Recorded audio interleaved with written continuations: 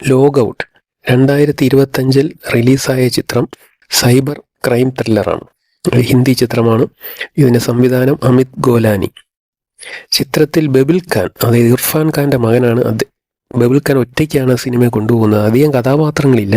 ഒരു 25 വയസ്സുള്ള ഡിജിറ്റൽ ഇൻഫ്ലുവൻസറായ പ്രത്യക്ഷ് ദുബെയാണ് ഇതിലെ ബബിൾ ഖാൻ അവതരിപ്പിക്കുന്ന കഥാപാത്രം. അദ്ദേഹത്തിൻ്റെ ജീവിതം മുഴുവൻ ഫോൺ, ഫോളോവേഴ്സ്, ശ്രദ്ധാപൂർവം തയ്യാറാക്കിയ ഓൺലൈൻ വ്യക്തിത്വം എന്നിവയെ ചുറ്റിപ്പറ്റിയാണ്.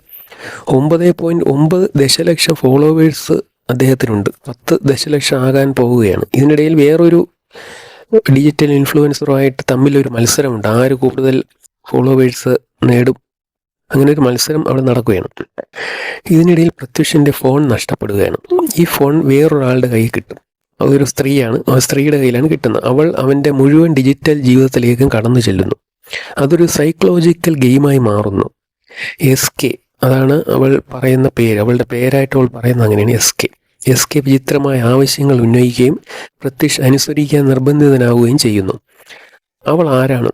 അവൾക്ക് ശരിക്കും എന്താണ് വേണ്ടത്? ഈ സൈബർ ത്രില്ലർ കാണുന്നതിലൂടെ ഈ ഉത്തരങ്ങളെല്ലാം മനസ്സിലാവും. ഒരു കൊലപാതകത്തോടെയാണ് സിനിമ തുടങ്ങുന്നത്. ആ ഒരു ഒറ്റ സീനിൽ നിന്ന് തന്നെ നമുക്ക് സിനിമ മുഴുവൻ കാണാനുള്ള പ്രേരണ തരുന്നു. നല്ല ത്രില്ലിംഗ് ആയിട്ടാണ് ക്ലൈമാക്സ് വരെയും പോകുന്നത്. പക്ഷേ ക്ലൈമാക്സ് അത്ര മികച്ചതായില്ല. എന്ന് വെച്ചാൽ സിനിമ മോശമൊന്നുമല്ല. പുതുമയുള്ള കഥയുള്ള, ഗ്രിപ്പിംഗ് ആയിട്ടുള്ള, എൻഗേജിംഗ് ആയിട്ടുള്ള, അത്യാവശ്യം കണ്ടിരിക്കാൻ കൊള്ളാവുന്ന ഒരു സിനിമയാണ്. ഈ സിനിമയ്ക്ക് കൊടുക്കാവുന്ന റേറ്റിംഗ് 3 out of 5.